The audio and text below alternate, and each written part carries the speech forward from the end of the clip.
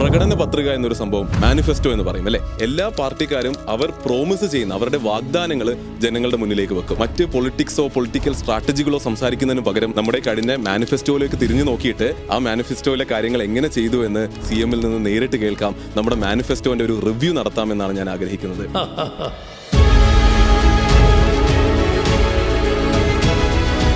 ഇന്ത്യയിൽ ഏറ്റവും കൂടുതൽ സൗജന്യ ചികിത്സ നൽകുന്നത് കേരളത്തിലാണ്. താലൂക്ക് ആശുപത്രി മുതൽ മെഡിക്കൽ കോളേജ് ആശുപത്രി വരെ സൂപ്പർ സ്പെഷ്യാലിറ്റി സൗകര്യങ്ങൾ ഒരുക്കിയിട്ടുണ്ട്. വിദ്യാഭ്യാസ രംഗത്ത് വൻപിച്ച മാറ്റാനുണ്ടായിട്ടുണ്ട്. ഉന്നത വിദ്യാഭ്യാസ മേഖല നല്ല നിലക്ക് വികാസം പ്രാപിച്ചിരിക്കുകയാണ്. വ്യാവസായിക രംഗത്തിന്റെ അഭിവൃദ്ധി കണ്ണഞ്ചിപ്പിക്കുന്നതാണ്. സ്ഥാപനങ്ങൾ, ബഹുരാഷ്ട്ര കമ്പനികൾ കേരളത്തിൽ വരാൻ താല്പര്യം പ്രകടിപ്പിക്കുക. പച്ചക്കറി ഉൽപ്പാദനത്തിലൊക്കെ എത്രയോ ഇരട്ടി വർധനമാണ് ഉണ്ടായത്. തനത് നികുതി വരുമാനം നല്ല തോതിൽ വർദ്ധിപ്പിക്കാനായി. ഇത്ര അധികം കാര്യങ്ങൾ നമ്മൾ അതിശക്തമായിട്ട് ചെയ്തിട്ടും നാഷണൽ ആവറേജിനേക്കാളും കൂടുതലാണ് നമ്മുടെ നാട്ടിലുള്ള അൺഎംപ്ലോയ്മെന്റ് റേറ്റ് എന്ന് കാണാൻ സാധിക്കുന്നുണ്ട്. മുഴച്ചു നിൽക്കുന്ന മറ്റൊരു വിഷയം എന്ന് പറയുന്നത് എന്തുകൊണ്ടാണ് ആൾക്കാർ പ്രൈവറ്റ് ഹോസ്പിറ്റലിലേക്ക് കൂടുതൽ പോകുന്നത്, എന്തുകൊണ്ടാണ് ചിലവുകൾ കൂടുന്നു എന്നുള്ളത്. സ്ഥലമില്ലായ്മ, ലാൻഡിന്റെ അവൈലബിലിറ്റി, അല്ലെങ്കിൽ ട്രേഡ് യൂണിയൻ പ്രശ്നങ്ങൾ, അങ്ങനെയുള്ള പ്രശ്നങ്ങൾ ഇന്നും നിലനിൽക്കുന്നുണ്ട് എന്ന് പലരും പറയപ്പെടുന്നുണ്ട്. കടം എന്നുള്ളത് ഒരു വളരെ വലിയ വിഷയമായിട്ട് എല്ലാവരും എടുത്തു പറയുന്നതാണ്. ഒന്നുകൂടി ചോദിക്കുന്നത് ശരിയാണോ എന്നറിയില്ല. കഴിഞ്ഞ ഒരു 5 വർഷം തിരിഞ്ഞു നോക്കുകയാണെങ്കിൽ 10-ൽ എത്ര മാർക്ക് കൊടുക്കാൻ പറ്റുമെന്ന് തോന്നുന്നു?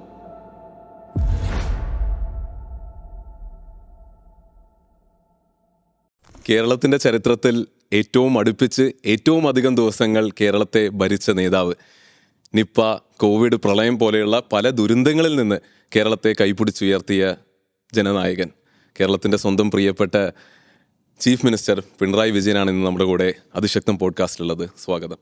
നന്ദി.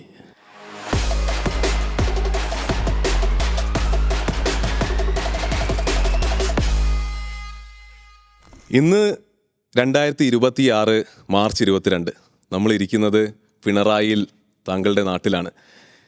എന്നാൽ ഞാൻ ചർച്ച തുടങ്ങാൻ ആഗ്രഹിക്കുന്നത്, ചൂടേറിയ ചർച്ചകളിലേക്ക് പോകുന്നതിന് മുൻപ് ഒരു ടൈം മെഷീൻ പ്രവർത്തിപ്പിക്കണമെന്ന് ഞാൻ ആഗ്രഹിക്കുന്നു. സമയത്തെ കുറച്ചൊന്ന് പിന്നിലേക്ക് കൊണ്ടുപോയി 1970 പോകണമെന്ന് ഞാൻ ആഗ്രഹിക്കുന്നുണ്ട്. പലർക്കും അറിയാത്തൊരു കാര്യമാണ്, അന്ന് അങ്ങക്ക് ഉണ്ടായിരുന്നത് 25 വയസ്സാണ്. 25 വയസ്സിൽ കേരളത്തിൻ്റെ ഏറ്റവും യങ്ങസ്റ്റായ MLA താങ്കളായി. ആ റെക്കോർഡ് ഇന്നും ആരും ബ്രേക്ക് ചെയ്യാതെ നിലനിൽക്കുന്നു എന്നുള്ളത് പലർക്കും അറിയാത്ത, വളരെ ഞെട്ടിപ്പിക്കുന്ന, വളരെ ഇൻസ്പയറിംഗ് ആയിട്ടുള്ള ഒരു പോയിൻ്റാണെന്നാണ് ഞാൻ വിശ്വസിക്കുന്നത്. എന്നാലും എൻ്റെ ടൈം മെഷീൻ നിൽക്കുന്നത് 1970 നമ്മൾ പോകുന്നത് 1975 എമർജൻസിയുടെ കാലഘട്ടത്തിലേക്കാണ്. അന്ന് എമർജൻസി ഉണ്ടായ ആ ഒരു സാഹചര്യത്തിൽ അതിശക്തമായിട്ട് തന്നെ താങ്കൾ പ്രവർത്തനങ്ങൾ കണ്ടിന്യൂ ചെയ്തു എന്നുള്ളത് കൊണ്ട് ലോക്കപ്പിൽ പോകേണ്ടി വന്നിട്ടുണ്ട്. 18 മാസങ്ങളോളം ക്രൂരമായ മർദ്ദനങ്ങൾ ഏറ്റുവാങ്ങേണ്ടി വന്നിട്ടുണ്ട്. അങ്ങനെ അതിനുശേഷം 1977 32 വയസ്സുള്ളപ്പോൾ താങ്കൾ അസംബ്ലിയിലേക്ക് കയറി ചെന്നിട്ട് ആ ചോരയെ പുരണ്ട ഷർട്ട് ഉയർത്തിക്കൊണ്ട് താങ്കൾ അകത്ത് പോയപ്പോൾ ഉണ്ടായിരുന്ന ഹോം മിനിസ്റ്ററായ, അന്നത്തെ ചീഫ് മിനിസ്റ്ററായ K. കരുണാകരനോട് ഒരു വലിയ പ്രസംഗം നടത്തി. ഞാൻ മനസ്സിലാക്കുന്നത് അത് കേരള പൊളിറ്റിക്കൽ ചരിത്രത്തിലെ അതിശക്തമായൊരു പ്രസംഗമായിരുന്നു. അതിൽ എന്തൊക്കെ ഉണ്ടായിരുന്നു എന്ന് പറഞ്ഞുകൊണ്ട് നമുക്ക് തുടങ്ങാമോ? അല്ല, അതൊക്കെ ചരിത്രത്തിൻ്റെ ഭാഗമല്ലേ. അതിൻ്റെ പ്രസംഗത്തിൻ്റെ എല്ലാ ഭാഗവും ഞാനിപ്പോൾ ഓർക്കുന്നില്ലല്ലോ. യഥാർത്ഥത്തിൽ അന്ന് ജയിലിലുണ്ടായ അല്ലെങ്കിൽ ലോക്കപ്പിലുണ്ടായ അനുഭവങ്ങൾ അത് ഒരു MLA ആയിരിക്കുന്ന ആൾക്കാണല്ലോ ഉണ്ടാകുന്നത്. അതെ. അപ്പോൾ അതുമായി ബന്ധപ്പെട്ട് അന്ന് തന്നെ, അതിനുശേഷം ഞാൻ ബന്ധപ്പെട്ടവർക്കെല്ലാം പരാതികൾ അയക്കുന്നുണ്ടായിരുന്നു. അതിന് മറുപടി പോലും ഉണ്ടായില്ല. അപ്പോൾ അതുമായി ബന്ധപ്പെട്ട് ഉള്ള കാര്യങ്ങൾ അതിൽ പരാമർശിച്ചിട്ടുണ്ട്. പിന്നെ എന്തായിരുന്നു നേടേണ്ടി വന്ന അനുഭവം, ആ കാര്യവും ശക്തമായി അവതരിപ്പിച്ചിരുന്നു. അത് ആ കാലം ഈ അസംബ്ലിയിലെ സമയം വളരെ കൃത്യമായി പാലിക്കുന്ന സമയമാണ്, കേട്ടാണ്. ആർക്കും പ്രത്യേക ഇളവ് ചെയർ അനുവദിക്കില്ല. പക്ഷേ ഞാൻ സംസാരിച്ചു തുടങ്ങിയപ്പോൾ ഒരിടപെടലും ചെയറിൻ്റെ ഭാഗത്തുനിന്നുണ്ടായില്ല.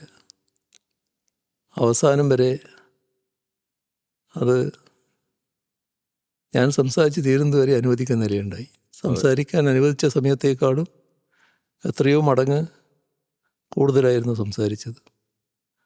അതൊരു MLA എന്ന നിലക്ക് അനുഭവിക്കേണ്ടി വന്ന കാര്യങ്ങൾ MLA അംഗമായ നിയമസഭയിൽ അവതരിപ്പിക്കുന്നതിന് തടസ്സം നിൽക്കേണ്ടതില്ല എന്ന മൊയ്തീൻകുട്ടി എന്ന ബാബഹാജിയുടെ അന്നത്തെ ചെയറിൻ്റെ വിശാല മനസ്കതയാണ് കാണുന്നത്. അതെല്ലാം കൂടി ചേർന്നായിരുന്നു അത്. അപ്പോൾ ഞാൻ പറഞ്ഞു വരുന്നത് 1977 ആ പ്രസംഗം നടത്തുമ്പോഴും താങ്കളുടെ പ്രായം 32 വയസ്സായിരുന്നു. ഇന്ന് 2026 താങ്കളുടെ മുന്നിൽ ഇങ്ങനെ ഇരിക്കാൻ ഒരു അവസരം കിട്ടിയപ്പോൾ എൻ്റെ പ്രായം കൃത്യം 32 വയസ്സാണ്. അപ്പോൾ ആ ഒരു അവസരം ഉപയോഗിച്ചുകൊണ്ട്, അപ്പോൾ ഏറ്റവും ആദ്യം എനിക്ക് പറയാൻ നന്ദിയാണുള്ളത് ഇങ്ങനൊരു അവസരം തന്നതിന്. കേരളത്തിൻ്റെ ഒരു നോർമൽ സിറ്റിസന് താങ്കളുടെ മുന്നിൽ ഇരുന്നു കൊണ്ട് കേരളത്തെ പറ്റിയും കേരളത്തിൻ്റെ പാസ്റ്റിനെ പറ്റി, പ്രസൻറ്റിനെ പറ്റി, ഫ്യൂച്ചറിനെ പറ്റി സംസാരിക്കാൻ ഒരു അവസരം തന്നതിന് വളരെയധികം നന്ദിയുണ്ട്. അപ്പോൾ ഇങ്ങനൊരു അവസരം കിട്ടുമ്പോൾ ഞാൻ ചിന്തിച്ചു, എന്താണ് നമ്മൾ വ്യത്യസ്തമായി ചെയ്യേണ്ടത്? CM-നെ പോലെ ഇത്ര വലിയൊരു വ്യക്തിയെ മുന്നിൽ കിട്ടുമ്പോൾ എന്താണ് നമ്മൾ സംസാരിക്കേണ്ടതെന്ന് ഞാൻ ചിന്തിച്ചു. ചാനൽ ചർച്ചകളിൽ നമ്മൾ എപ്പോഴും കാണുന്നത് വെറുതെ പൊളിറ്റിക്സും രാഷ്ട്രീയവും തമ്മിൽ തല്ലും പ്രശ്നങ്ങളുമാണ്. അപ്പോൾ അങ്ങനെ ഒരു ചർച്ചയിലേക്ക് പോകുന്നത് യാതൊരുവിധ മെറിറ്റുമില്ല എന്നാണ് ഞാൻ വിശ്വസിക്കുന്നത്. അപ്പോൾ ഞാൻ മനസ്സിലാക്കുന്നത്, ഏതൊരു സർക്കാർ അല്ലെങ്കിൽ ഏതൊരു ഇലക്ഷൻ വരുമ്പോഴും ഒരു സർക്കാർ ആ ഇലക്ഷനെ നേരിടുമ്പോൾ ഓരോ പാർട്ടികളും ആ ഇലക്ഷനിലേക്ക് കടന്നു ചെല്ലുമ്പോൾ പ്രകടന പത്രിക എന്നൊരു സംഭവം തയ്യാറാക്കും. മാനിഫെസ്റ്റോ എന്ന് പറയും അല്ലേ. ഈ മാനിഫെസ്റ്റോയിൽ എല്ലാ പാർട്ടിക്കാരും അവർ പ്രോമിസ് ചെയ്യുന്ന അവരുടെ വാഗ്ദാനങ്ങൾ ജനങ്ങളുടെ മുന്നിലേക്ക് വെക്കും. അങ്ങനെ ഇലക്ഷൻ ജയിക്കുന്ന സർക്കാർ ആ മാനിഫെസ്റ്റോനോ ചേർന്ന് നിന്നുകൊണ്ട് കാര്യങ്ങൾ ചെയ്യും. ഒരു 5 വർഷത്തിനുള്ളിൽ അത് ചെയ്തു തീർക്കാൻ, അതിൽ പറഞ്ഞ പോയിന്റ്സ് മുഴുവൻ ചെയ്ത് തീർക്കാൻ ശ്രമിക്കും. ഇങ്ങനെയാണല്ലോ കാര്യങ്ങൾ നടക്കുന്നത്. അപ്പോൾ ഞാൻ വിചാരിച്ചു, നമ്മളിരിക്കുമ്പോൾ മറ്റ് പൊളിറ്റിക്സോ പൊളിറ്റിക്കൽ സ്ട്രാറ്റജികളോ സംസാരിക്കുന്നതിന് പകരം നമുക്ക് നാടിനെ പറ്റി ചർച്ച ചെയ്യാം. നമ്മുടെ കഴിഞ്ഞ മാനിഫെസ്റ്റോയിലേക്ക് തിരിഞ്ഞു നോക്കിയിട്ട് അതിൽ ഞാൻ സെലക്ട് ചെയ്യുന്ന കുറച്ച് പോയിന്റ് എടുത്തിട്ട് ആ മാനിഫെസ്റ്റോയിലെ കാര്യങ്ങൾ എങ്ങനെ ചെയ്തു എന്ന് CM-ൽ നിന്ന് നേരിട്ട് കേൾക്കാം. നമ്മുടെ മാനിഫെസ്റ്റോൻ്റെ ഒരു റിവ്യൂ നടത്താമെന്നാണ് ഞാൻ ആഗ്രഹിക്കുന്നത്. അപ്പോൾ അത് ചെയ്യാമെന്ന് ഞാൻ പ്രതീക്ഷിക്കുന്നു. ആയിക്കോട്ടെ, തീർച്ചയായിട്ടും ആവട്ടെ. അപ്പോൾ ഞാൻ മനസ്സിലാക്കുന്നത്, ഏതൊരു നാടിനെയും നമുക്ക് 6 തീമുകളിലേക്ക് അല്ലെങ്കിൽ 6 പില്ലറുകളായിട്ട് നമുക്ക് തിരിക്കാൻ പറ്റും. ഹെൽത്ത്, എഡ്യൂക്കേഷൻ, ജോബ്സ്, ഇൻഡസ്ട്രി പോലുള്ള 6 പില്ലറുകളായിട്ട് നമുക്ക് തിരിക്കാം. അപ്പോൾ ഇന്നത്തെ ഒരു ഫോർമാറ്റിൽ നമ്മൾ ആഗ്രഹിക്കുന്നത് ഈ 6 പില്ലറുകളെയും ഓരോ കാർഡായിട്ട് അങ്ങയുടെ മുന്നിൽ വെച്ചിട്ടുണ്ട്. അങ്ങ് അതിൽ നിന്ന് ഒരു കാർഡ് എടുക്കുകയാണെങ്കിൽ ഏതാണ് ആ പില്ലർ എന്ന് പറഞ്ഞാൽ, എൻ്റെ കയ്യിൽ ആ പില്ലറിൽ നിന്ന് സെലക്ട് ചെയ്യപ്പെട്ടിട്ടുള്ള മാനിഫെസ്റ്റോയിലെ കുറച്ച് പോയിന്റുകളുണ്ട്. ആ പോയിന്റുകൾ നമുക്ക് ചർച്ച ചെയ്യാം. അപ്പോൾ ആവട്ടെ. അതെ, അപ്പോൾ ഏറ്റവും ആദ്യത്തെ തീം നമുക്കെടുക്കാം. ഇത് വിദ്യാഭ്യാസവും തൊഴിലുമാണ്. വിദ്യാഭ്യാസവും തൊഴിലും ഞാൻ മനസ്സിലാക്കുന്നത് താങ്കളുടെ ഏറ്റവും ഫേവറേറ്റ് ആയിട്ടുള്ള ഒരു തീം തന്നെയാകാനാണ് സാധ്യത. അപ്പോൾ ഇവിടെ ഒരു കാര്യം ഞാൻ എനിക്ക് പറയാൻ ആഗ്രഹിക്കുന്നത്, 2016 LDF-ൻ്റെ മാനിഫെസ്റ്റോയിൽ 600ഓളം ഐറ്റം ഉണ്ടായിരുന്നു. അത് 2021 ഇലക്ഷൻ ആയപ്പോൾ LDF പറഞ്ഞത് അതിൽ 580 എണ്ണവും ചെയ്തു തീർത്തിരുന്നു. അതായത് 96% ഒരു കംപ്ലീഷൻ റേറ്റാണ് ഉണ്ടായിരുന്നത്.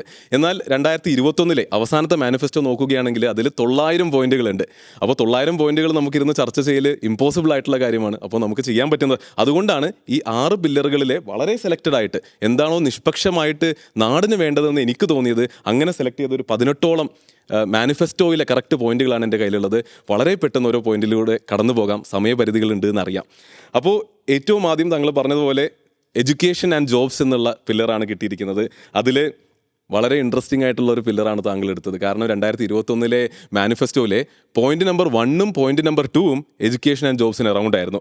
അതായത് 20 ലക്ഷം എഡ്യൂക്കേറ്റഡ് ആയിട്ടുള്ള ആൾക്കാർക്ക് തൊഴിൽ കൊടുക്കുമെന്നും അതുപോലെ അൺഎംപ്ലോയിഡ് ആയിട്ടുള്ള യൂത്തിന് സ്കില്ലിങ്ങിൽ ശ്രദ്ധ കൊടുക്കുമെന്നാണ് അതിൽ പറഞ്ഞിരുന്നത്. അതുപോലെ തന്നെ digital skill development training skill mission വഴിയും നടപ്പാക്കും എന്നും ഈ ഒരു പോയിന്റിൽ പറഞ്ഞിരുന്നു. അപ്പോൾ ഇതിന് അറൗണ്ട് എന്തൊക്കെ കാര്യങ്ങളാണ് നടന്നിട്ടുള്ളത്? ഈ പറഞ്ഞ കാര്യങ്ങളെല്ലാം തന്നെ ചെയ്ത് തീർത്ത് അച്ചീവ് ചെയ്യാൻ സാധിച്ചിട്ടുണ്ടോ? ഇതിൽ നല്ല ഇടപെടലാണ് പൊതുവെ ഉണ്ടായിട്ടുള്ളത്. വിദ്യാഭ്യാസ കാര്യത്തിൽ കാണേണ്ടത്, ഒന്ന്, ഉന്നത വിദ്യാഭ്യാസ മേഖല വലിയ തോതിൽ ശാക്തീകരിച്ചിരിക്കുന്നു. അതിൻ്റെ ഭാഗമായി നമ്മുടെ വിദ്യാഭ്യാസ സ്ഥാപനങ്ങൾ തന്നെ മെച്ചപ്പെട്ടു. നേരത്തെ ദേശീയ തലത്തിൽ ഒരു 100 സ്ഥാപനങ്ങൾ എടുത്താൽ അതിലൊന്നുപോലും കേരളത്തിൽ നിന്നുണ്ടായിരുന്നില്ല. അത് മാറി. ഇപ്പോൾ A++ ഗ്രേഡ് നേടിയ യൂണിവേഴ്സിറ്റികൾ നമുക്കുണ്ട്. 100 കോളേജ് എടുത്താൽ അതിൽ 18 കോളേജ് കേരളത്തിൽ നിന്നുള്ളതാണ്. ആധുനികമായ കോഴ്സുകൾ നല്ലതുപോലെ വന്നിട്ടുണ്ട്. പശ്ചാത്തല സൗകര്യ വികസനം നല്ല രീതിയിൽ നടത്തിയിട്ടുണ്ട്.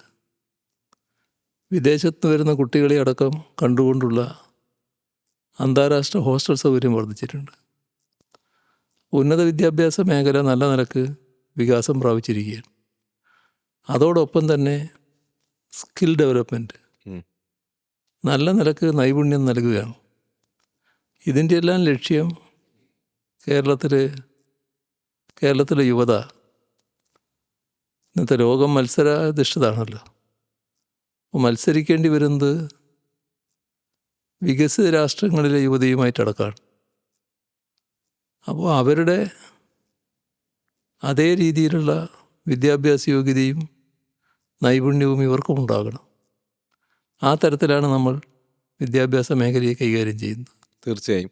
അപ്പോൾ അങ്ങ് ഇത് പറഞ്ഞു വന്നപ്പോൾ മാനിഫെസ്റ്റോയിലെ പോയിന്റ് നമ്പർ 462 താങ്കൾ കവർ ചെയ്തിട്ടുണ്ട്. അതായത് UG PG കോഴ്സസിലെ കരിക്കുലം ബെറ്റർ ആക്കും, ഇന്നത്തെ കാലഘട്ടത്തിന് ആവശ്യമുള്ള രീതിയിൽ അതിനെ ബെറ്റർ ആക്കും എന്നുള്ളൊരു പോയിന്റ് കൂടി ഉണ്ടായി.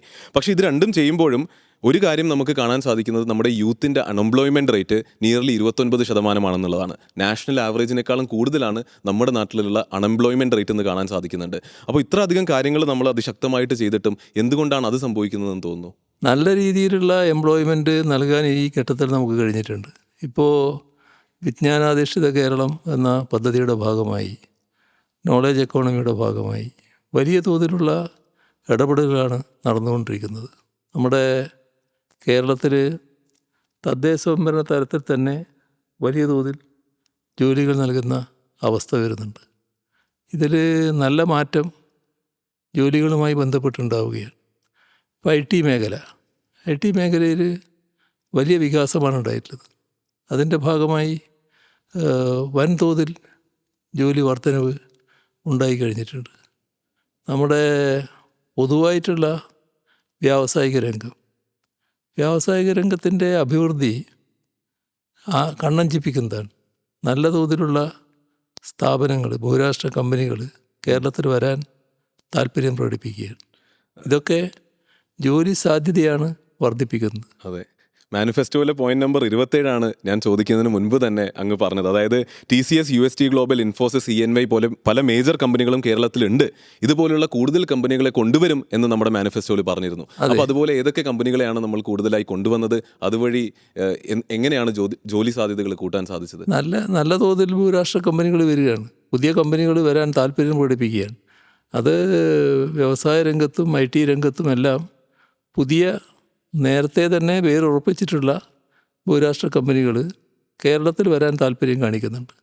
അപ്പോൾ അതിൻ്റെ ഭാഗമായുള്ള വലിയ വികാസം ആ രംഗത്തുണ്ടാകുമെന്ന് തന്നെയാണ് കണക്കാക്കുന്നത്. അതെ.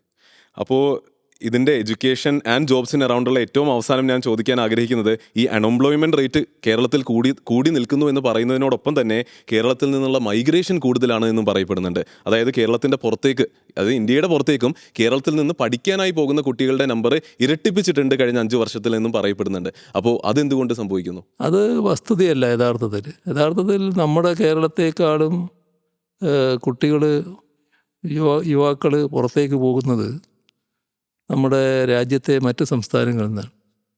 ഇപ്പോൾ ഡൽഹി, മഹാരാഷ്ട്രയൊക്കെയാണ്, പഞ്ചാബൊക്കെയാണ് ഏറ്റവും മുന്നിൽ നിൽക്കുന്നത്. നമ്മളൊരു 5-8 സംസ്ഥാനങ്ങളുടെ പുറകിലാണെന്നാണ് തോന്നുന്നത്. പക്ഷേ നമ്മളാണ് ഏറ്റവും കൂടുതൽ കുട്ടികൾ പോകുന്ന സ്ഥലമെന്ന മട്ടിലുള്ള ഒരു ചിത്രീകരണമാണ് വരുന്നത്. അത് വസ്തുതാപരമായി ശരിയല്ല. പക്ഷേ നമ്മളതിനെ കാണുന്നത്, ഇവിടുത്തെ വിദ്യാഭ്യാസ രംഗത്ത് നല്ല മാറ്റം വരണം, ഉന്നത വിദ്യാഭ്യാസം അതിനനുസരിച്ച് പരിഷ്കരിക്കണം, നൈപുണ്യം വർദ്ധിക്കണം. അതുമാത്രമല്ല, ആ കുട്ടികൾക്ക് ഈ നേടുന്ന ഉന്നത വിദ്യാഭ്യാസ യോഗ്യതക്കനുസരിച്ച്, നൈപുണ്യത്തിനനുസരിച്ച് തൊഴിൽ ചെയ്യാനുള്ള അവസരം ഇവിടെ ഉണ്ടാവണം. ആ തൊഴിലും വർദ്ധിക്കണം. അതിന് പറ്റിയ സ്ഥാപനങ്ങൾ ഉണ്ടാവണം. അപ്പം അതിൻ്റെ ഭാഗമായി ഇൻഡസ്ട്രിയും വിദ്യാഭ്യാസ സ്ഥാപനവും തമ്മിൽ വലിയ ബന്ധം വരികയാണ്. അതിൻ്റെ ഭാഗമായുള്ള കോഴ്സുകൾ, ഇവിടുത്തെ ഇൻഡസ്ട്രിയെ കണ്ടുകൊണ്ട് ഇൻഡസ്ട്രിക്ക് ആവശ്യമായ കോഴ്സുകൾ അത് ഓർഗനൈസ് ചെയ്യുന്നുണ്ട്. അങ്ങനെയെല്ലാം നല്ല രീതിയിലുള്ള മാറ്റം വരുന്നതായിട്ടാണ് നമുക്ക് കാണാൻ സാധിക്കുക. തീർച്ചയായിട്ടും വളരെ വലിയ മാറ്റങ്ങൾ താങ്കൾ പറഞ്ഞതുപോലെ തീർച്ചയായിട്ടും കഴിഞ്ഞ 5 വർഷങ്ങളിൽ ഈ മാനിഫെസ്റ്റോനോട് അലൈൻഡ് ആയിട്ട് തീർച്ചയായിട്ടും നടന്നിട്ടുണ്ട്. അപ്പോൾ ഈ എഡ്യൂക്കേഷൻ ആൻഡ് ജോബ്സ് എന്നുള്ള ഈ ഒരു പില്ലറിൽ കഴിഞ്ഞ ഒരു 5 വർഷം തിരിഞ്ഞു നോക്കുകയാണെങ്കിൽ താങ്കളുടെ സ്വന്തം ഉള്ള ഒരു പെർഫോമൻസിന്, മാനിഫെസ്റ്റോയോട് അലൈൻ ആയിട്ടുള്ള ഒരു പെർഫോമൻസിന് 10-ൽ എത്ര മാർക്ക് കൊടുക്കാൻ പറ്റുമെന്ന് തോന്നുന്നു? അല്ല, അത് നമ്മൾ വിദ്യാഭ്യാസ രംഗത്ത് വൻപിച്ച മാറ്റമാണ് ഉണ്ടായിട്ടുള്ളത്. ആ മാറ്റം നല്ല രീതിയിൽ തന്നെ മുന്നോട്ട് പോവുകയാണ്. ഇനിയും അത് ശക്തിപ്പെടുത്തുക എന്നുള്ളത് തന്നെയാണ് കാണുന്നത്. തൊഴിലും നല്ല രീതിയിൽ വർദ്ധിപ്പിക്കാൻ കഴിഞ്ഞിട്ടുണ്ട്. നല്ല തോതിൽ തൊഴിലവസരങ്ങൾ ഉണ്ടാക്കുകയാണ്. ആ തൊഴിലവസരങ്ങളുടെ ഭാഗമായിട്ട് ഇനി അങ്ങോട്ട് എല്ലാവർക്കും ഇവിടെ തൊഴിൽ ലഭിക്കത്തക്ക സാഹചര്യം, അതിന് പറ്റിയ രീതിയിലുള്ള വികസനം ഉണ്ടാകണമെന്നുമാണ് പ്ലാൻ ചെയ്യുന്നത്. അതിൻ്റെ നടപടികളാണ് നീങ്ങിക്കൊണ്ടിരിക്കുന്നത്. തീർച്ചയായും. ഒന്നുകൂടി ചോദിക്കുന്നത് ശരിയാണോ എന്നറിയില്ല. 10-1 മാർക്ക് കൊടുക്കാമെന്നുണ്ട് എങ്കിൽ നമ്മുടെ ഈ ഒരു മാനിഫെസ്റ്റോ റിവ്യൂ എന്നുള്ള ഫോർമാറ്റ് നമുക്ക് അല്ല, മുഴുവനായി അതിന് complete യാതൊരു ചെയ്യാമായിരുന്നു. കുറവുമില്ല. ഫുൾ മാർക്ക് തന്നെ കൊടുക്കുക. അതെ, അതിശക്തം. അങ്ങനെയാണെങ്കിൽ നമുക്ക് അടുത്ത പില്ലറിലേക്ക്, തീമിലേക്ക് നീങ്ങാം. ഇത് ആരോഗ്യവും ക്ഷേമവുമാണ്. ആരോഗ്യവും ക്ഷേമവും പിന്നെയും കേരളത്തിൻ്റെ ഏറ്റവും ശക്തമായ പില്ലറുകളിൽ ഒന്നാണെന്ന് നമുക്ക് വിശ്വസിക്കാൻ പറ്റുന്നൊരു മേഖലയാണ്. നമ്മുടെ കേരള മോഡൽ എന്ന് പറയുന്നത് തന്നെ സോഷ്യൽ സ്ട്രെങ്ത്തിൻ്റെ പുറത്തുള്ളതാണ്. അപ്പോൾ തീർച്ചയായിട്ടും ആരോഗ്യവും ക്ഷേമവും എനിക്ക് ഉറപ്പുണ്ട് താങ്കൾക്ക് കുറേയധികം സംസാരിക്കാൻ പറ്റുന്ന ഒരു പില്ലറായിരിക്കും എന്നുള്ളത്. അപ്പോൾ അതിൽ ഏറ്റവും ആദ്യം ഹെൽത്തിന് അറൗണ്ടുള്ള ഒരു പോയിന്റാണ്. മാനിഫെസ്റ്റോയിലെ പോയിന്റ് നമ്പർ 487 പറയുന്നത് എല്ലാ പ്രൈമറി ഹെൽത്ത് കെയർ സെൻറ്റേഴ്സിനെയും കുടുംബാരോഗ്യ കേന്ദ്രങ്ങളായിട്ട് കൺവേർട്ട് ചെയ്യാം. അതുപോലെ തന്നെ OP, ലാബ്, ഫാർമസി എന്നുള്ളത് സെക്കൻഡ് ഹാഫിലേക്ക്, അതായത് ഉച്ച കഴിഞ്ഞിട്ട് കൂടി കണ്ടിന്യൂ ചെയ്യാം എന്നുള്ളൊരു പോയിന്റായിരുന്നു. ഇതിലൂടെ കേരളത്തിൻ്റെ ആരോഗ്യരംഗത്തെ അതിശക്തമാക്കാം എന്നുള്ളൊരു പ്ലാൻ കൂടിയായിരുന്നു മാനിഫെസ്റ്റോയിലെ ഈ ഒരു പോയിന്റ് പറയുന്നത്. ഇതിൽ എത്രമാത്രം കാര്യങ്ങൾ നടന്നിട്ടുണ്ട്, എന്തൊക്കെ മാറ്റങ്ങൾ ഉണ്ടായിട്ടുണ്ട്? ഇത് 2016 ഗവൺമെൻറ് നടപ്പാക്കിയ ആർദ്രം മിഷൻ്റെ ഭാഗമായി വരുത്തിയ പരിഷ്കാരങ്ങളാണ്. അതിലാണ് ഈ പറയുന്ന നടപടികൾ ആരംഭിച്ചത്. അതിലൊന്നാണ് പ്രാഥമിക ആരോഗ്യ കേന്ദ്രങ്ങളെ കുടുംബാരോഗ്യ കേന്ദ്രങ്ങളാക്കൽ. അത് നല്ല നിലക്ക് വിജയിച്ചിട്ടുണ്ട്. യഥാർത്ഥത്തിൽ ആദ്യത്തെ നില ഉച്ചയ്ക്ക് മുൻപുള്ള OP മാത്രമായിരുന്നു. അത് ഉച്ചയ്ക്ക് ശേഷവും OP എന്നത് എല്ലാ കുടുംബാരോഗ്യ കേന്ദ്രങ്ങളിലും വന്നു. മാത്രമല്ല, അവിടങ്ങളിലെല്ലാം നല്ല തോതിൽ രോഗികൾ വരുന്ന സ്ഥിതിയുണ്ടായി. അത് വളരെ പ്രധാനപ്പെട്ടവർ തന്നെ വരുന്ന അവസ്ഥയുണ്ടായി.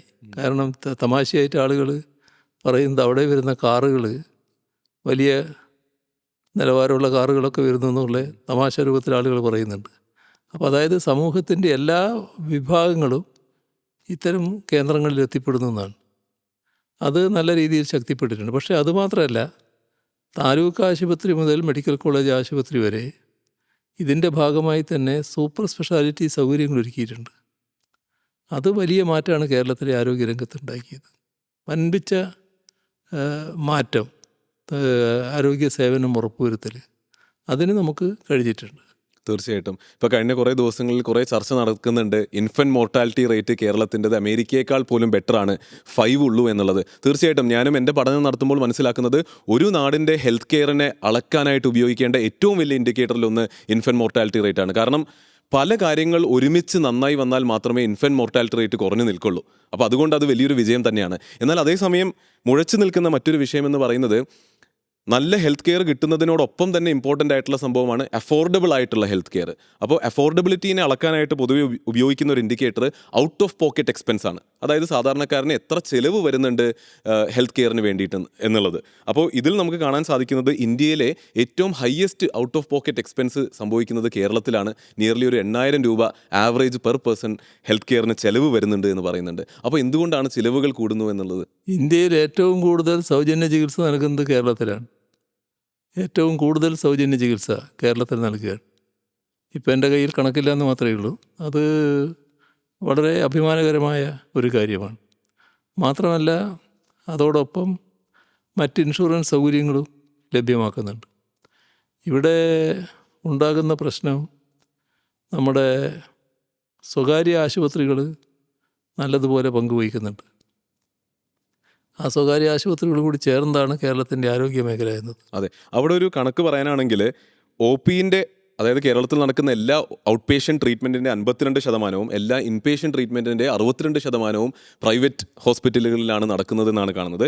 അതിനോടൊപ്പം തന്നെ ഈ അടുത്ത് കുറേയധികം ചർച്ചകളും ശ്രദ്ധയും ആകർഷിച്ച ഒരു വിഷയമാണ് പ്രൈവറ്റ് ഇക്വിറ്റി. വമ്പൻ മൾട്ടിനാഷണൽ കമ്പനികളും പ്രൈവറ്റ് ഇക്വിറ്റി ഇൻവെസ്റ്റേഴ്സും നമ്മുടെ പ്രൈവറ്റ് ഹോസ്പിറ്റൽ മേഖലയിലേക്ക് ഇൻവെസ്റ്റ്മെൻറ്റുകൾ നടത്തുന്നു എന്നുള്ളത്. അപ്പോൾ ഇതൊരു കാരണമാണോ ചിലവുകൾ കൂടാൻ? അല്ലെങ്കിൽ എന്തുകൊണ്ടാണ് ആൾക്കാർ പ്രൈവറ്റ് ഹോസ്പിറ്റലിലേക്ക് കൂടുതൽ പോകുന്നത്? അതാണ് ഞാൻ പറഞ്ഞു വരുന്ന ഒരു കാര്യം, പറയാൻ ഉദ്ദേശിച്ചത് അതാണ്. അപ്പോൾ നമ്മുടെ സംസ്ഥാനത്ത് നല്ല സംഭാവനയാണ് സ്വകാര്യ ആശുപത്രികൾ ആരോഗ്യരംഗത്തിന് നൽകിയിട്ടുള്ളത്. അത് ഏറെക്കുറെ താങ്ങാവുന്ന ചിലവുമാണ്. ചില ഹോസ്പിറ്റലുകൾ വലിയ സൗകര്യങ്ങളോടുകൂടി ഒരു സൂപ്പർ സ്പെഷ്യാലിറ്റി സൗകര്യങ്ങൾ ഒരുക്കിയിട്ടുണ്ട്. ആ ആശുപത്രികളിൽ വൻപിച്ച ചിലവല്ല, എന്നാലും കുറച്ച് കൂടുതൽ ചിലവുണ്ടായിരുന്നു. പക്ഷേ ഇതൊരു സേവന രംഗമായിട്ട് കൂടിയാണ് യഥാർത്ഥത്തിൽ നേരത്തെ അതിൻ്റെ ഉടമകളടക്കം കണക്കാക്കിയിരുന്നത്. പക്ഷെ ആ നിലക്ക് മാറ്റം വന്നു. ഈ രംഗം ലാഭം കൊയ്യാനുള്ള ഒരു രംഗമാണ് എന്ന മട്ടിലേക്ക് അതിനെ കാണുന്ന നിലവ്. അതിൻ്റെ ഭാഗമായി കേരളത്തിലെ പ്രൈവറ്റ് ഹോസ്പിറ്റലുകൾ ലാഭേച്ഛയോടെ ചില നടപടികൾ സ്വീകരിച്ചു. അപ്പോൾ ലോകത്തിൻ്റെ പല ഭാഗങ്ങളിൽ പ്രവർത്തിക്കുന്ന കോർപ്പറേറ്റുകൾ കേരളത്തിലെ ആരോഗ്യരംഗത്തിൽ കണ്ണുവെച്ചു. കേരളത്തിലെ ആരോഗ്യരംഗം നല്ല സമൃദ്ധമായൊരു രംഗമാണ്. അപ്പോൾ തങ്ങൾ ഇൻവെസ്റ്റ് ചെയ്താൽ വൻതോതിൽ ലാഭം കൊയ്യാൻ പറ്റുമെന്നൊരു കണക്കൂട്ടി. ഇപ്പോൾ കേരളത്തിലെ പ്രധാനപ്പെട്ട സ്വകാര്യ ആശുപത്രികൾ പലതും ഈ കോർപ്പറേറ്റുകളുടെ കയ്യിലായി കഴിഞ്ഞു. അവിടെ മറ്റ് മാറ്റങ്ങളൊന്നുമില്ല, നേരത്തെയുള്ള സൗകര്യങ്ങൾ തന്നെയാണ്. പക്ഷേ പണം അവർ മുടക്കിയിരിക്കുന്നു. ആകെ വന്ന മാറ്റം, അവിടെ ഒരാൾ ഇന്നലെ ചികിത്സക്ക് പോയിരുന്നുവെങ്കിൽ അതിൻ്റെ എത്രയോ മടങ്ങ് ചിലവാണ് ഇപ്പം ചെല്ലുമ്പോൾ ഉണ്ടാകുന്നത്. ഇപ്പോൾ എന്നോട് അടുത്ത ദിവസം ഒരാൾ പറഞ്ഞു, എനിക്കവിടെ പോകാൻ പറ്റുമെന്ന് തോന്നുന്നില്ല, അത്ര വലിയ ചിലവാണ് എന്ന്.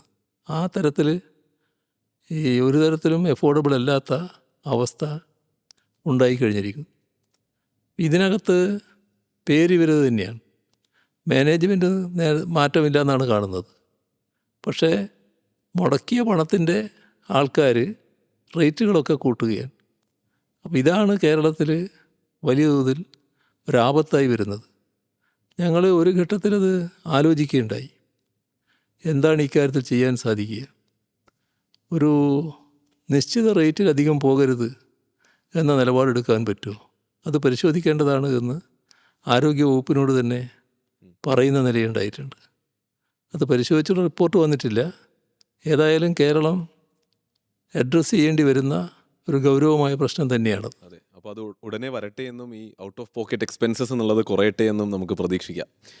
അടുത്തത് മാനിഫെസ്റ്റോയിലെ പോയിന്റ് 215 216 അപ്പോൾ ഇത് സംസാരിക്കുന്നത് നമുക്ക് എല്ലാവർക്കും വളരെയധികം പ്രൗഡാകാൻ പറ്റുന്ന ഒരു വിഷയത്തെ പറ്റിയാണ്.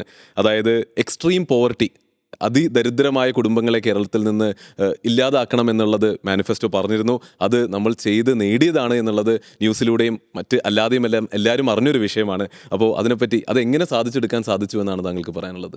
64,006 കുടുംബങ്ങളാണ് ഈ അതിദാരിദ്ര്യ വിഭാഗത്തിൽപ്പെട്ടത്. ആ ഓരോ കുടുംബത്തിനെയും ഓരോ യൂണിറ്റായി കണ്ടു. ആ കുടുംബത്തെ അതിദാരിദ്ര്യമുക്തമാക്കാൻ എന്താണ് ചെയ്യേണ്ടത്, അത് ഇന്നുള്ള ക്ലേശഘടകങ്ങൾ എന്താണ്, എങ്ങനെ അത് പരിഹരിക്കാം, ഇതാണ് നോക്കിയത്. കറക്റ്റ്. അങ്ങനെ ഓരോ കുടുംബത്തെയും അതിദാരിദ്ര്യമുക്തമാക്കി വന്നു. 64,006 കുടുംബം അതിദാരിദ്ര്യമുക്തമായപ്പോൾ നവംബർ 1 അത് പ്രഖ്യാപിച്ചു. ഈ കാര്യത്തിൽ തദ്ദേശ സ്വയംഭരണ സ്ഥാപനങ്ങൾ സ്തുത്യർഹമായ പങ്കാണ് വഹിച്ചത്. അവരാണ് യഥാർത്ഥത്തിൽ നല്ല നിലക്കിടപെട്ടത്. അങ്ങനെ എല്ലാവരും പങ്കുവഹിച്ചിട്ടുണ്ട്. പക്ഷേ അവരെ പങ്ക് പ്രത്യേകം എടുത്തു പറയേണ്ടതായിട്ടുണ്ട്. ഇവിടെ വളരെ രസകരമായൊരു കാര്യം, ഇതേ മാനിഫെസ്റ്റോയിൽ തന്നെ താങ്കളിപ്പോൾ പറഞ്ഞതുപോലെ ഇത് എങ്ങനെ ചെയ്യണം, ലോക്കൽ സെൽഫ് ഹെൽപ്പ് ഗവൺമെൻറ്റ്സ് എങ്ങനെ സഹായിക്കും, ആ ഗ്രാസ് റൂട്ട് ലെവലിൽ എന്തൊക്കെ പ്രവർത്തനങ്ങളാണ് വേണ്ടത്, ഓരോ കുടുംബങ്ങളുടെയും പ്രശ്നങ്ങൾ മനസ്സിലാക്കിയിട്ടുള്ള പ്രവർത്തനങ്ങളാണ് വേണ്ടത് എന്നുള്ളത് മാനിഫെസ്റ്റോയിൽ തന്നെ എഴുതിയിട്ടുണ്ടായിരുന്നു എന്നുള്ളത് വളരെ രസകരമായ കാര്യമായി തോന്നി മാനിഫെസ്റ്റോയിലൂടെ ഞാൻ കടന്നു പോയപ്പോൾ. അടുത്തത് 541 പോയിൻ്റാണ്. താങ്കളുടെ ഹൃദയത്തിനോട് വളരെ അടുത്ത് നിൽക്കുന്നൊരു പോയിൻ്റ് ആയിരിക്കും. എല്ലാവർക്കും വീട് എന്നുള്ളത് നമ്മുടെ മാനിഫെസ്റ്റോയിൽ 2021 മാനിഫെസ്റ്റോയിൽ അത് ശക്തമായി പറഞ്ഞൊരു വിഷയമാണ്. അതിനെപ്പറ്റി താങ്കൾക്ക് എന്താണ് പറയാനുള്ളത്? 2016 ഞങ്ങൾ ഗവൺമെൻറ് രൂപീകരിച്ച് മുഖ്യമന്ത്രിയായി സെക്രട്ടറിയിലിരിക്കുമ്പോൾ ആദ്യമേ തന്നെ വന്ന ഒരുപാട് പ്രശ്നങ്ങൾ വീടിൻ്റെതായിരുന്നു. നിരവധി അപേക്ഷകൾ, വീട് വേണം, വീട് വേണം. അപ്പോൾ അന്ന് എൻ്റെ കൂടെ ഉള്ള പ്രധാനപ്പെട്ട ഒരു ഉദ്യോഗസ്ഥനോട് ഈ വിഷയം ഞാൻ ചർച്ച ചെയ്തു. ഒരുപാട് അപേക്ഷകളാണല്ലോ വരുന്നത്, ഇതിനൊരു പൊതുവായ പരിഹാരം കാണണ്ടേ. അങ്ങനെയാണ് ഈ പദ്ധതിക്ക് രൂപം കൊടുക്കുന്നത്. Life mission. ലൈഫ് മിഷൻ 5 ലക്ഷം വീട് പൂർത്തിയാക്കുക എന്നാണ് അന്ന് കണ്ടത്. അതിൻ്റെ ഭാഗമായി അർഹതപ്പെട്ടവരെ തിരഞ്ഞെടുത്തു. ഓരോ ഘട്ടമായിട്ടാണ് എടുത്തത്. 2021 ആകുമ്പോഴേക്ക് തിരഞ്ഞെടുപ്പായി. പിന്നെ കുറേ ഭാഗം പൂർത്തിയാകാനുണ്ട്. വിവിധ ഘട്ടത്തിൽ കിടക്കുകയാണ്. പക്ഷേ LDF ഗവൺമെൻറ് തുറന്ന് ഭരിച്ചതുകൊണ്ട് ഇത് പൂർത്തിയാക്കാനായി.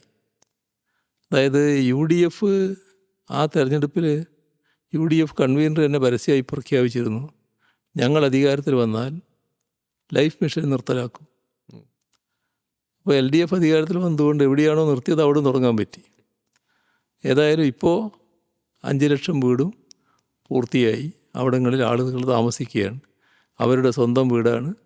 ആ വീട്ടിൽ താമസിക്കുന്നതോടെ അതേവരെയുള്ളവരല്ല, ഒരു പുതിയ ആത്മാഭിമാനത്തോടു കൂടി താമസിക്കുന്നവരെയാണ് അവിടെ കാണാൻ കഴിയുക. അത് LDF തുടർഭരണം കൊണ്ട് നേടിയ നേട്ടം തന്നെയാണ്. തീർച്ചയായിട്ടും. അപ്പോൾ ഈ ഒരു ഹെൽത്ത് ആൻഡ് വെൽഫെയർ എന്നുള്ള ഈ ഒരു സെഗ്മെൻറ്റ് തീരുമ്പോൾ ഇതിനും എത്ര മാർക്ക് ഇടുമെന്നൊരു ചോദ്യം നാച്ചുറലി എനിക്ക് ചോദിക്കേണ്ടതുണ്ട്. ഇതിൽ വേറെ സംശയമില്ലല്ലോ.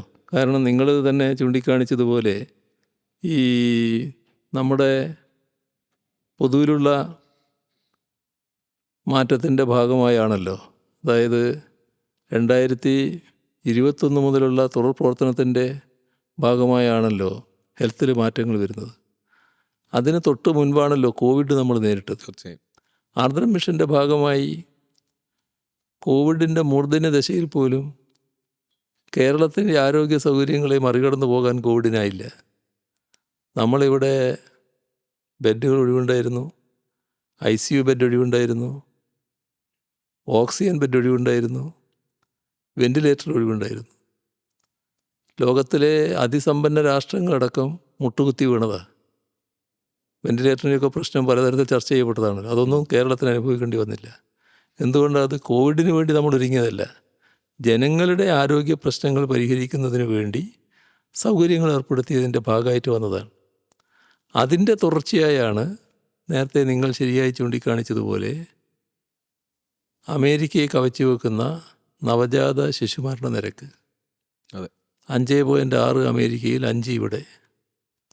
നമ്മുടെ ആയുർദൈർഘ്യം ഇന്ത്യയിൽ ഏറ്റവും കൂടുതൽ.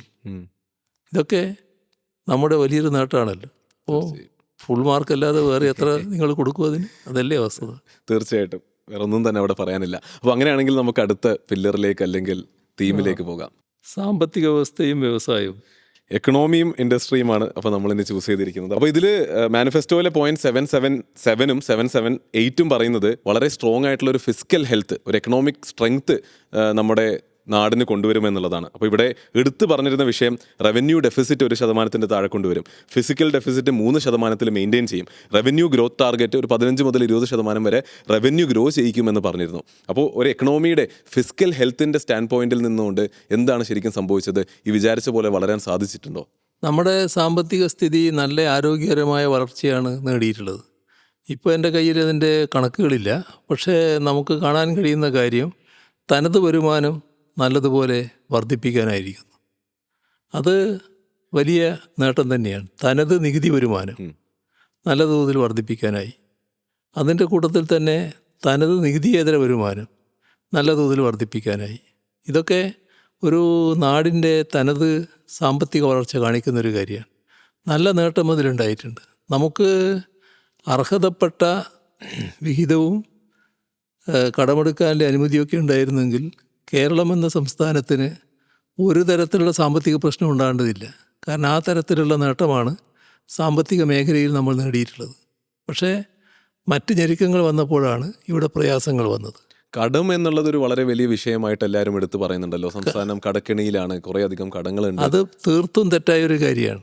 നമ്മുടെ കടവുമായി ബന്ധപ്പെട്ട പ്രശ്നങ്ങൾ പരിശോധിച്ചാൽ രാജ്യത്ത് നമ്മുടെ കേരളം നിൽക്കുന്നത് എത്രയോ പുറകിലാണ്. അതിൻ്റെ മുന്നിൽ നിൽക്കുന്ന എത്രയോ സംസ്ഥാനങ്ങളുണ്ട്. നമ്മുടെ സാമ്പത്തിക ശേഷിയും കടമെടുക്കാനുള്ള സൗകര്യവും ഒക്കെ നോക്കിയാൽ അതിനനുസരിച്ച് നമ്മൾ കടമെടുക്കുന്നില്ല എന്നുള്ളതാണ് കാണാൻ പറ്റുക. പിന്നെ കടമെടുക്കുന്നതിന് നമ്മുടെ ധനനിയമമുണ്ടല്ലോ, അതിൻ്റെ ഭാഗമായിട്ടല്ലേ കടമെടുക്കാൻ പറ്റും. അതിൻ്റെ പരിധിക്കുള്ളിൽ നിന്നുകൊണ്ടല്ലേ സാധിക്കും. അത് ആ നിലക്ക് തന്നെയാണ് എടുത്തു പോകുന്നത്. നമ്മളെക്കാളും കൂടുതൽ കടമെടുക്കുന്ന എത്രയോ സംസ്ഥാനങ്ങൾ വേറെയുണ്ട്. ആ തരത്തിലേക്ക് നമ്മൾ ഉയർന്നിട്ടില്ല എന്നുള്ളതാണ് വസ്തുത. നമ്മളെടുക്കുന്ന കടത്തിൽ 90% പൊതുവികസന കാര്യങ്ങൾക്കാണ് ഉപയോഗിക്കുന്നത്. അപ്പോൾ അത് നോക്കിയാലും കടം നഷ്ടമായിട്ട് വല്ല വരുന്നത്, പിന്നീട് വരുമാനമായിട്ട് മാറുന്നതാണത്. അതും നാടിൻ്റെ അഭിവൃദ്ധിക്കാണ് ഇടയാക്കുന്നത്. തീർച്ചയായിട്ടും. അപ്പോൾ മാനിഫെസ്റ്റോ പോയിന്റ് 96 പറഞ്ഞത് കേരളത്തിൻ്റെ ഈസ് ഓഫ് ഡൂയിങ് ബിസിനസ്സിൽ കേരളത്തിനെ നമ്പർ 1 ആക്കുമെന്നുള്ളത് 5 വർഷം മുൻപ് ഒരു വളരെ വലിയൊരു അംബീഷ്യസ് നമ്പറായിട്ട് പറഞ്ഞിരുന്നു, എഴുതി വെച്ചിരുന്നു. നമ്പർ 1 ആക്കുമെന്ന്, നമ്പർ 1 ആക്കി എന്നുള്ളത് വളരെ പ്രൗഡായിട്ടാണ് ഞാൻ കാണുന്നത്.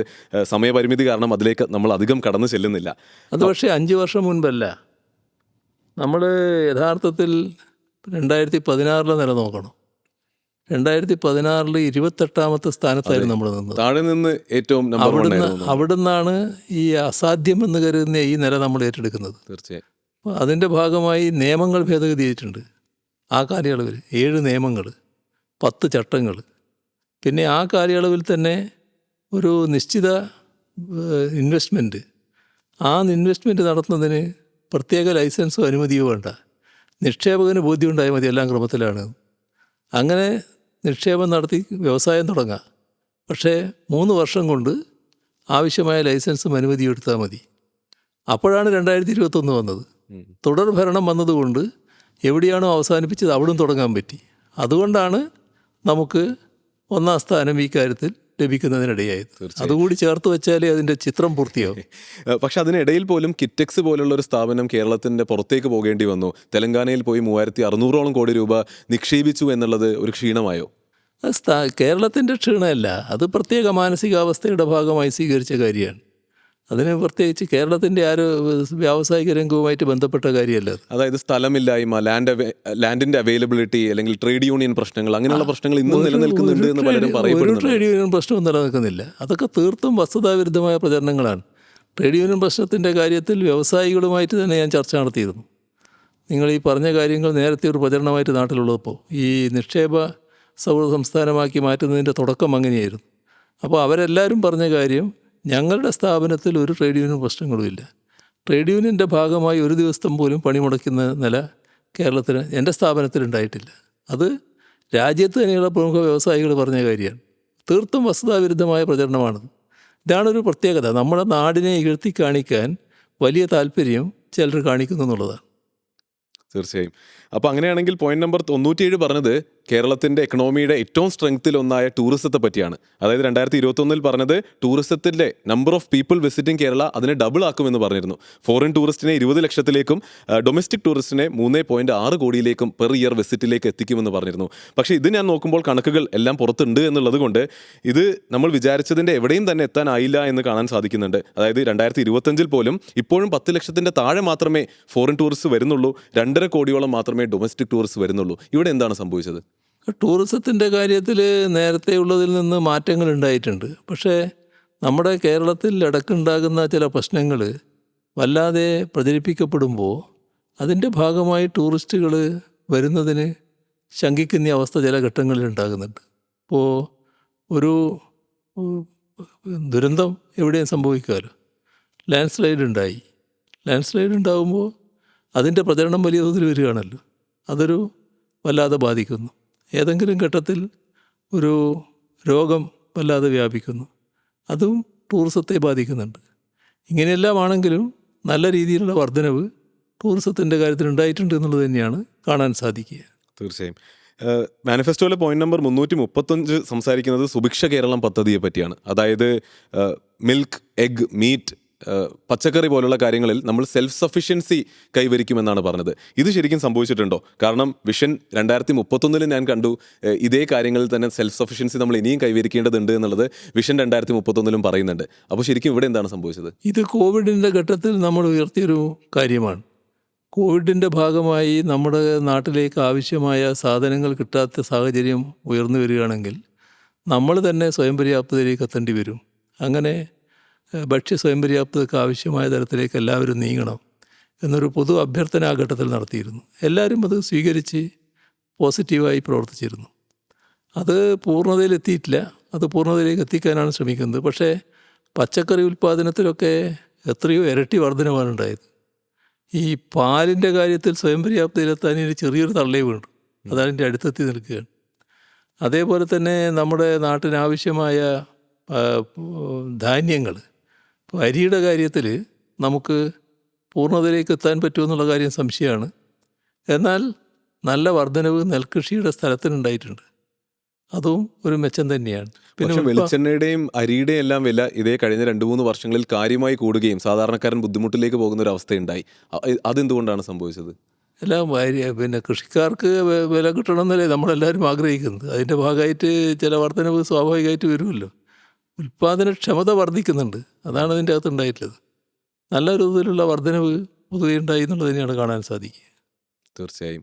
അപ്പോൾ അങ്ങനെയാണെങ്കിൽ എക്കണോമി ആൻഡ് ഇൻഡസ്ട്രീസ് എന്നുള്ള ഈ ഒരു പില്ലർ കൂടി കഴിഞ്ഞിരിക്കുകയാണ്. ഞാൻ താങ്കളോട് ചോദിക്കേണ്ടതില്ല എന്ന് ഞാൻ മനസ്സിലാക്കുന്നു. ഇതിലും നമ്മൾ 10-ൽ 10 തന്നെയാണ് കൊടുക്കാൻ ആഗ്രഹിക്കുന്നത്. തീർച്ചയായിട്ടും. അങ്ങനെയാണെങ്കിൽ നമുക്ക് അടുത്തെടുത്താൽ വലിയ വിഷമായി പോകും. സമയം നീണ്ടു. അതെ, ഇപ്പം നമ്മൾ 1 മണി കഴിഞ്ഞിരിക്കും. അങ്ങയുടെ സമയപരിധികളെല്ലാം തന്നെ ഞാൻ മനസ്സിലാക്കിക്കൊണ്ട് നമുക്ക് നിർത്താം. അങ്ങനെയാണെങ്കിൽ ഏറ്റവും അവസാനമായിട്ട് എനിക്ക് ചോദിക്കാനുള്ളത്, 2026-ലാണ് നമ്മളുള്ളത്. 2031 ഒരു എക്സിറ്റ് ആണ് ഇനി മുന്നിലേക്ക് കാണുന്നത്. പുതിയൊരു മാനിഫെസ്റ്റോ പുറത്ത് വിട്ടിട്ടുണ്ട്. വിഷൻ 2031 എന്നുള്ള വളരെ വലിയൊരു സ്വപ്നവും താങ്കൾ കാണുന്നുണ്ട്. അപ്പോൾ കേരളത്തിന് വേണ്ടി താങ്കൾ കാണുന്ന ഏറ്റവും വലിയ സ്വപ്നം എന്താണ്? അല്ല, കേരളത്തിൻ്റെ കാര്യത്തിൽ നമ്മുടെ യുവതയുടെ പ്രതീക്ഷക്കനുസരിച്ച് കേരളം ഉയരുക എന്നുള്ളത് തന്നെയാണ് ഏറ്റവും പ്രധാനം. അതിൽ നേരത്തെ ഞാൻ പറഞ്ഞു കഴിഞ്ഞു, വിദ്യാഭ്യാസ രംഗത്തുള്ള മികവ്, നൈപുണ്യം വർദ്ധിപ്പിക്കൽ, അതിനനുസൃതമായിട്ട് തൊഴിൽ സാഹചര്യം ഇവിടെ സൃഷ്ടിക്കൽ, അത് നമുക്ക് സാധ്യമാകുന്നൊരു കാര്യമാണ്. നവകേരളം എന്നത് ഒരു സങ്കല്പമല്ല, യാഥാർത്ഥ്യമാക്കാൻ കഴിയുന്ന കാര്യമാണ്. 2031 കാര്യമാണ് വിഷൻ 2031 പറഞ്ഞത്. ആ 2031 ആകുമ്പോഴേക്ക് നമുക്ക് നല്ല നിലക്ക് കേരളത്തെ വികസിപ്പിക്കാനാകുമെന്ന് തന്നെയാണ് കാണുന്നത്. അതിന് നാടാകെ ആഗ്രഹിക്കുന്നു. ജനങ്ങളുടെ നല്ല പിന്തുണയുണ്ട്.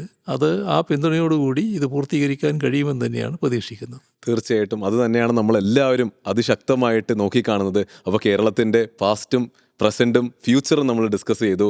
വളരെയധികം എനർജിയോടുകൂടിയാണ് ഈ ഒരു ഇലക്ഷനിലേക്ക് കേരളം മുഴുവനും കടന്ന് പോകുന്നത്. അപ്പോൾ ഈ ഒരു സമയമെടുത്തതിനും നമ്മളോട് സംസാരിച്ചതിനും താങ്കളുടെ ചിന്തകൾ വളരെ തുറന്ന് സംസാരിച്ചതിനും വളരെയധികം നന്ദിയുണ്ട്. കേരളത്തിന് ഏറ്റവും ബെസ്റ്റ് ആയിട്ടുള്ള ഇലക്ഷൻ തന്നെ ആകട്ടെ ഇതെന്ന് ആഗ്രഹിച്ചുകൊണ്ട് ആശംസിച്ചുകൊണ്ട് നമുക്ക് നിർത്താം. നന്ദി.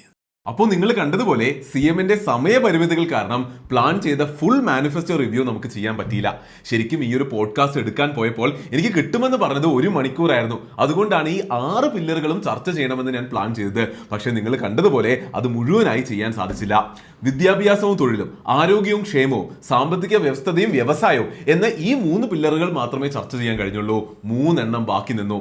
Governance and accountability, infrastructure and connectivity, പിന്നെ safety and law and order. അപ്പോൾ അദ്ദേഹത്തോട് സംസാരിക്കാൻ പറ്റിയില്ല എങ്കിലും ഞാൻ പ്രിപ്പയർ ചെയ്ത കാര്യങ്ങൾ നിങ്ങളോട് പെട്ടെന്ന് ഞാനൊന്ന് ഷെയർ ചെയ്യാം. അതെങ്കിലും എനിക്ക് ചെയ്യണമെന്നുണ്ട്. അപ്പോൾ ഗവർണൻസ് ആൻഡ് അക്കൗണ്ടബിലിറ്റിയിൽ നോക്കാനാണെങ്കിൽ സ്ക്രീനിൽ ഇപ്പോൾ കാണുന്നത് പോലെ മാനിഫെസ്റ്റോ പോയിന്റ്സ് 825, 826, 817 ഒക്കെയാണ് ഞാൻ ഡിസ്കസ് ചെയ്യാൻ വെച്ചിരുന്നത്. ഇന്ത്യയിൽ ഏറ്റവും അഴിമതി കുറഞ്ഞ സംസ്ഥാനമായിട്ട് കേരളത്തെ മാറ്റും.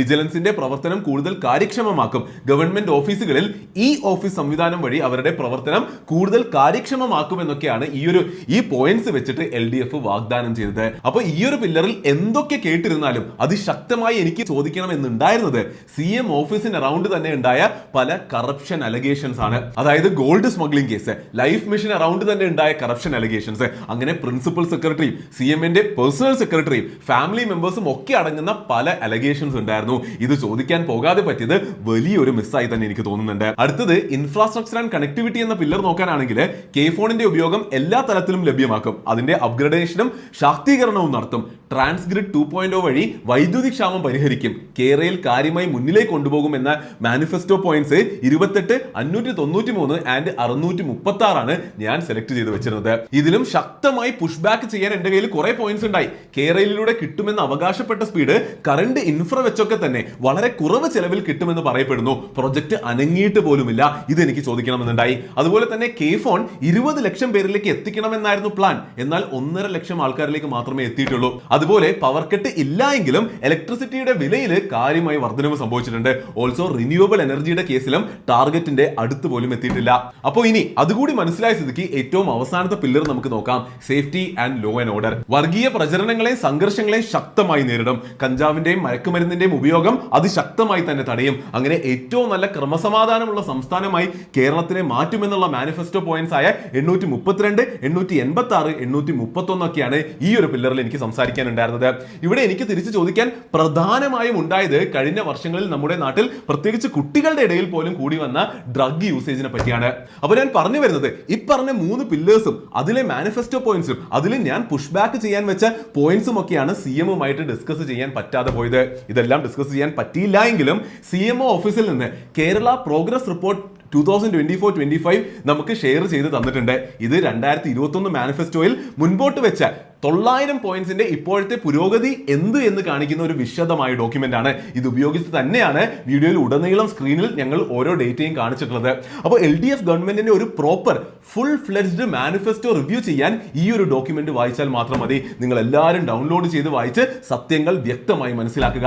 ഡൗൺലോഡ് ചെയ്യാനുള്ള ലിങ്ക് ഞാൻ താഴെ കൊടുത്തിട്ടുണ്ട്. അങ്ങനെ നല്ല അറിവ് നേടി ഇൻഫോംഡ് ആയിട്ട് മാത്രം ഇത്തവണ വോട്ടിംഗ് ബൂത്തുകളിലേക്ക് എല്ലാവരും പോവുക. അപ്പോൾ ഈ ഒരു വീഡിയോ കണ്ടതിലൂടെയും ഡോക്യുമെന്റ് വായിച്ചതിലൂടെയും അല്ലാതെ നിങ്ങളുടെ അറിവും എല്ലാം കൂടി വെച്ചിട്ട് 10ൽ എത്ര മാർക്കാണ് ഈ ഒരു സർക്കാരിന് നിങ്ങൾ കൊടുക്കുന്നത് എന്ന് നിങ്ങൾ താഴെ കമന്റ് ചെയ്ത് അറിയിക്കുക. അങ്ങനെയാണെങ്കിൽ ഈ ഒരു വീഡിയോ ഞാൻ ഇവിടെ നിർത്തുന്നു. ബാക്കിയുള്ള മുഖ്യമന്ത്രിയുടെ എല്ലാ ഇന്റർവ്യൂസിൽ നിന്നും പോഡ്കാസ്റ്റിൽ നിന്നും ഈ ചർച്ചയെ വ്യത്യസ്തമാക്കാൻ എനിക്ക് കഴിഞ്ഞു എന്ന് ഞാൻ പ്രതീക്ഷിക്കുന്നു. കുറച്ചെങ്കിലും അറിവും വാല്യൂവും ഈ ചർച്ചയിൽ നിന്ന് നിങ്ങൾക്ക് കിട്ടിയെന്ന് ഞാൻ പ്രതീക്ഷിക്കുന്നു. അപ്പോൾ ഇതുപോലെ മറ്റൊരു സ്മാർട്ട് പോഡ്കാസ്റ്റിൽ നമുക്ക് ഇനിയും കാണാം. അതിശക്തം.